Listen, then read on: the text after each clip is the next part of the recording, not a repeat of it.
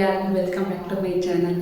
ಯಾರೆಲ್ಲ ನನ್ನ ವಿಡಿಯೋ ನೋಡ್ತಿದ್ದೀರಾ ಪ್ಲೀಸ್ ನನ್ನ ಚಾನಲ್ನ ಸಬ್ಸ್ಕ್ರೈಬ್ ಮಾಡಿ, ಹಾಗೆ ವಿಡಿಯೋ ನೋಡಿ. ನಾನು ಆ ಕಡೆ ವಿಡಿಯೋ ಮಾಡ್ಕೋತಾ ಇದ್ರೆ ಈ ಕಡೆ ಇವ್ರ ಅಪ್ಪ ಮಗ ಆಟ ಆಡ್ತಾ ಇದ್ರು.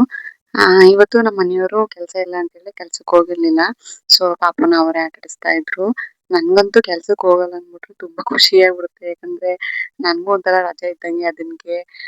ನಮ್ಮ ಪಾಪನ ಅವರೇ ಕರ್ಕೊಂಡು ಆಟ ಆಡಿಸ್ತಿದ್ದಾರೆ, ನಾನ್ ಫ್ರೀಯಾಗಿ ಆರಾಮಾಗಿರ್ಬೋದು ಅಂತ.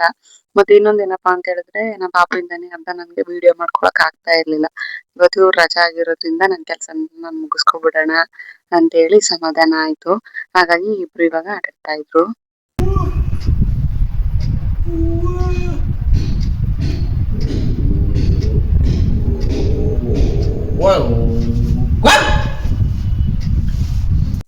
ಮತ್ತೆ ನಾನು ಓದ್ ವಿಡಿಯೋದಲ್ಲಿ ಹೇಳ್ದಂಗೆ ನಾನು ರೆಸಿನ್ ಆರ್ಟ್ನ ಮಾಡ್ತೀನಿ ಅಂತ ಹೇಳಿದ್ದೆ. ಸೊ ಇದನ್ನು ಮಾಡಿದ್ದೀನಿ. ಇದನ್ನ ಹೇಗ್ ಮಾಡಿದೆ ಮತ್ತೆ ಯಾವ ತರ ಮಾಡಿದೆ ಅಂತ ಹೇಳ್ತೀನಿ. ವಿಡಿಯೋನ ಫುಲ್ ನೋಡಿ. ಇದಕ್ಕೆ ನಾನು ನಮ್ಮ ಪಾಪದ್ದು ಕೈಗೆ ಹಾಕಿರೋ ಅವಳೆ, ಮತ್ತೆ ಕಾಲ್ಗೆ ಹಾಕಿರೋ ಕಾಲ್ಮುರಿ, ಹಾಗೆ ಸ್ಕ್ಯಾನಿಂಗ್ ಒಂದು ಪಿಕ್ಚರು, ಮತ್ತೆ ನಮ್ಮ ಪಾಪದ್ದು 3 ಫೋಟೋ ಇಷ್ಟನ್ನು ಕಟ್ ಮಾಡಿ ಇಟ್ಕೊಂಡಿದ್ದೀನಿ. ಹಾಗೆ ಮತ್ತೆ ನಾನು ನ್ಯೂ ಟಿಕೆಟ್ ಇಷ್ಟನ್ನು ತಗೊಂಡಿದ್ದೀನಿ. ಮತ್ತೆ ನಾನು ಇಲ್ಲಿ ಸೈಟ್ ಅಲ್ಲಿ ಹಾಕಿದ್ದೀನಲ್ವಾ, ಇದನ್ನ ಮೀಶೋದಲ್ಲಿ ಬುಕ್ ಮಾಡ್ಕೊಂಡಿದ್ದೆ. ಏನಕ್ಕಪ್ಪ ಇದು ಅಂತ ಹೇಳಿದ್ರೆ ನಮ್ಮ ಪಾಪು ಯಾವ ಮಂತ್ ಅಲ್ಲಿ ಹುಟ್ಟಿದ್ದ, ಮತ್ತೆ ನಮ್ಮ ಪಾಪದ್ದು ಒಂದು ಕ್ಯಾಲೆಂಡರ್ ಅಲ್ಲಿ ಹುಟ್ಟಿದ ಡೇಟು ಇಷ್ಟನ್ನು ಹೈಲೈಟ್ ಮಾಡ್ಕೊಳ್ಳೋದಿಕ್ಕೆ ಅಂತಾನೆ ಇಷ್ಟನ್ನ ಬುಕ್ ಮಾಡಿದ್ದೆ. ಹಾಗೆ ಇದು ನನ್ಗೆ ನಮ್ಮ ಪಾಪುದು ನೇಮ್ ಹಾಕೋದಕ್ಕೂ ಕೂಡ ಹೆಲ್ಪ್ ಆಯ್ತು. ನಮ್ಮ ಪಾಪುದು ನಾವು ಇನ್ನೂ ನಾಮಕರಣ ಮಾಡ್ಸಿಲ್ಲ. ನನಗೆ ನೇಮ್ ಹೆಂಗೆ ಅಂತ ಹೇಳಿದ್ರೆ ಬರ್ತ್ ಸರ್ಟಿಫಿಕೇಟ್ ಮಾಡ್ಬೇಕಲ್ವಾ, ಅದಕ್ಕೆ ಯಾವ್ದಾದ್ರು ನೇಮ್ ಕೊಡ್ಲೇಬೇಕು ಅಂತ ಹೇಳಿದ್ರು. ಮತ್ತೆ ಇವ್ನು ಹುಟ್ಟಿದಾಗ ಶಾಸ್ತ್ರ ಕೇಳಿದಾಗ ಯಾಯಿಂದ ಬಂದಿತ್ತು, ಅದಕ್ಕೆ ನಾವು ಬರ್ತ್ ಸರ್ಟಿಫಿಕೇಟ್ಗೆ ಎದ್ವಿಕ್ ಅಂತ ಕೊಟ್ಟಿದ್ವಿ. ಅದಕ್ಕೆ ನಾನು ಇದರಲ್ಲಿ ಜನವರಿಯಿಂದ ಡಿಸೆಂಬರ್ ತನಕ ಒಂದೊಂದು ಇನ್ಶಿಯಲ್ಗಳನ್ನ ತಕೊಂಡು ಅದ್ರಲ್ಲಿ ನಾನು ಎದ್ವಿಕ್ ಅಂತ ಮಾಡ್ಕೊಂಡಿದ್ದೀನಿ.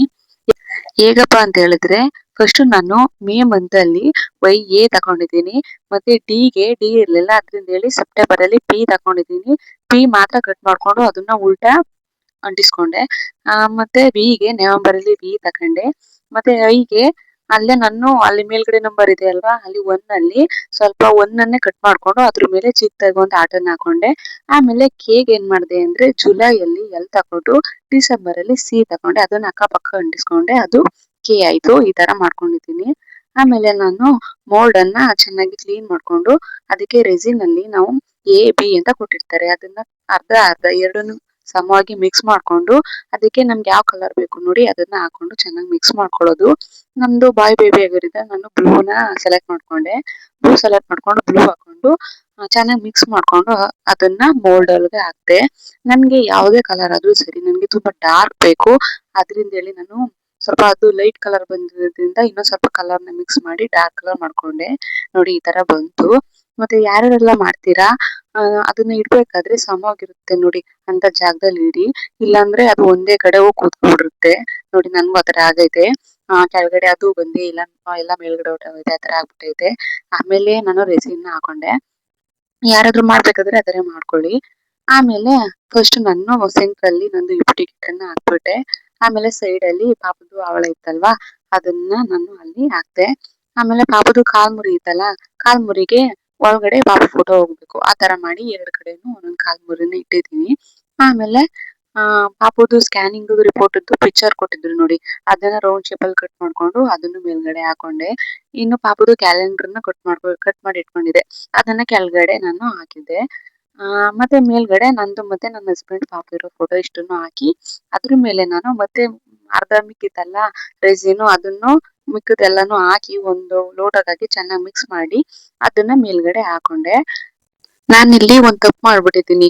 ನಾನು ಏನ್ ತಪ್ಪು ಮಾಡ್ದಪ್ಪ ಅಂತ ಹೇಳಿದ್ರೆ ನನ್ಗೆ ಯಾವಾಗ್ಲೂ ಆತರ ಅದ್ರಿಂದ ಹೇಳಿ ನಾನು ಅದನ್ನ ಫಸ್ಟ್ ಮೋಲ್ಡ್ ಒಳಗೆ ಹಾಕ್ಬಿಟ್ಟಿದ್ದೆ ಅಲ್ವಾ ಬ್ಲೂ ಕಲರು, ಅದು ಆರೋ ತನಕ ನಾನು ಇರ್ಬೇಕಾಗಿತ್ತು. ಅವ್ನ್ ಕಂಟಿನ್ಯೂಸ್ 1 ಡೇಸ್ ಬಿಟ್ಬಿಟ್ರೆ ಅದು ಚೆನ್ನಾಗ್ ಆರ್ಬಿಡುತ್ತೆ. ನಾನ್ ಏನ್ ಮಾಡ್ದೆ, ಒಂದ್ ಅರ್ಧ ಗಂಟೆ ಅಷ್ಟೇ ಆರಾದ್ಮೇಲೆ ಅದ್ರ ಮೇಲೆನೆ ವೈಟ್ ರೆಸಿನ್ ಹಾಕ್ಬಿಟ್ಟೆ. ಅದ್ರಿಂದಾಗಿ ಫೋಟೋ ಎಲ್ಲ ನೀಲಿ ಕಲರ್ ಆಗೋಯ್ತು, ಫೋಟೋಸ್ ಎಲ್ಲ ಏನು ಕಾಣದೇ ಇರೋ ತರ ಆಗೋಯ್ತು.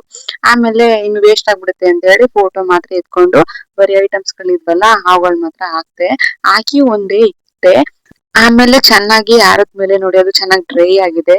ಈ ತರ ಡ್ರೈ ಆಗಿದ್ಮೇಲೆ ಅದ್ರ ಮೇಲೆ ವೈಟ್ ರೆಸಿನ್ ಹಾಕಿದ್ರೆ ಇನ್ನೂ ಚೆನ್ನಾಗ್ ಬರೋದು. ಆಮೇಲೆ ಅದು ಡ್ರೈ ಆಗಿತ್ತಲ್ವಾ, ಅದ್ರ ಮೇಲೆ ನಾನು ಇನ್ಶಿಲ್ಗೆ ಕಟ್ ಮಾಡಿ ಇಟ್ಕೊಂಡಿದ್ನಲ್ಲ ಅದು ಸ್ಟಿಕ್ಕರ್ನ ಒಂದೊಂದಾಗಿ ಅಂಟಿಸಿದೀನಿ. ಆಮೇಲೆ ಮತ್ತೆ ಫೋಟೋಸ್ನ ತರಿಸ್ಕೊಂಡು ಮೇಲ್ಗಡೆ ಪಾಪು ಫೋಟೋ ಮತ್ತೆ ಪಕ್ಕದಲ್ಲಿ ನಂದು ಪ್ರೆಗ್ನೆನ್ಸಿ ಫೋಟೋ ಶೂಟ್ ಮಾಡ್ಸಿದ್ವಲ್ಲ ಆ ಫೋಟೋ 2 ಫೋಟೋ ಮಾತ್ರ ಹಾಕೋಕಷ್ಟೇ ಜಾಗ ಆಯ್ತು. ಅದಕ್ಕೆ ಅದನ್ನ ಪೇಸ್ಟ್ ಮಾಡ್ಬಿಟ್ಟು ಅದ್ರ ಮೇಲೆ ಮತ್ತೆ ರೆಸಿನ್ ಹಾಕಿದೀನಿ. ಲಾಸ್ಟ್ ಅಲ್ಲಿ ನನ್ ರೆಸಿನ್ ಹಾಕ್ತು ಫೈನಲ್ ಲುಕ್ ಹೇಗ್ ಬಂದಿದೆ ಅಂತ ನೋಡಿ. ಯಾರಿಗೆಲ್ಲ ನಮ್ಮ ಪಾಪುಗಳದ್ದು ಥಿಂಗ್ಸ್ ಗಳನ್ನ ಈ ತರ ರೆಸಿನ್ ಆರ್ಟ್ ಮಾಡಿ ಇಟ್ಕೋಬೇಕು ಅಂತ ಅನ್ಕೊಂಡಿದ್ದೀರೋ ಅವ್ರಿಗೆ ಈ ವಿಡಿಯೋ ಇಷ್ಟ ಆಗುತ್ತೆ ಮತ್ತೆ ಹೆಲ್ಪ್ ಆಗುತ್ತೆ ಅಂತ ಅನ್ಕೋತೀನಿ. ಹಾಗೆ ಈ ವಿಡಿಯೋ ಯಾರಿಗೆಲ್ಲ ಇಷ್ಟ ಆಯ್ತು ಪ್ಲೀಸ್ ಒಂದು ಲೈಕ್ ಮಾಡಿ, ಹಾಗೆ ಕಮೆಂಟ್ ಮಾಡಿ ಹೇಗಿದೆ ಅಂತ. ಹಾಗೆ ಯಾರೆಲ್ಲ ನನ್ನ ಚಾನಲ್ ಸಬ್ಸ್ಕ್ರೈಬ್ ಮಾಡಿಲ್ಲ ಪ್ಲೀಸ್ ಸಬ್ಸ್ಕ್ರೈಬ್ ಮಾಡಿ. Thank you.